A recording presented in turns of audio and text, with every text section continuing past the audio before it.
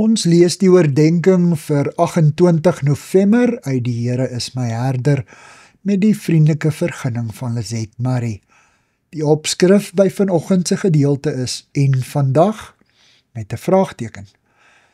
Ons teksvers uit Josua 23 vers 14 lees soos volg: Self gaan ek nou die pad van almal op aarde.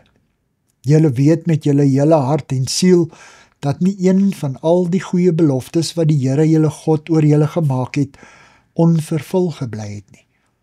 Almal het uitgekom. Nie een belofte het onvervul gebly nie. Josua kyk hier terug op sy lewe vol uitdagings. 'n Lewe wat baie geloofsvertroue gevra het. Hy was die Israeliete se leier. Dit was nie so 'n maklike taak nie. Hulle was maar 'n hardkoppige en 'n halfstarrige klomp. Hulle voortdurende twyfel aan God se beloftes het hulle geloof in hom as almagtige voorsiener ondermyn. Wat sê dit vir ons wat ook alledaags met realiteite gekonfronteer word, waarvan ons glad nie die uitkoms kan sien nie? Ons land se politiek, droogtes en werkloosheid, toenemende afvalligheid en persoonlike krisisse.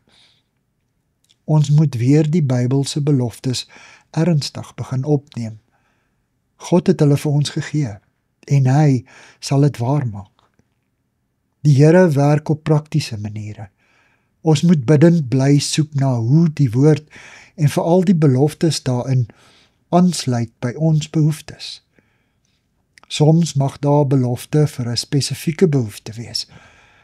Soms mag ons self 'n belofte kry vir iets wat nog nie in ons gedagtes eers opgekom het nie. Die belangrikste is dat ons met 'n oop gemoed in God se teenwoordigheid sal sit, terwyl ons die beloftes uit sy woord deurbid, in die verwagting dat hy ons gebed sal verhoor. Ons weet nie altyd waarom God sy beloftes 'n rukkie terughou nie. Dit kan ons egter weet.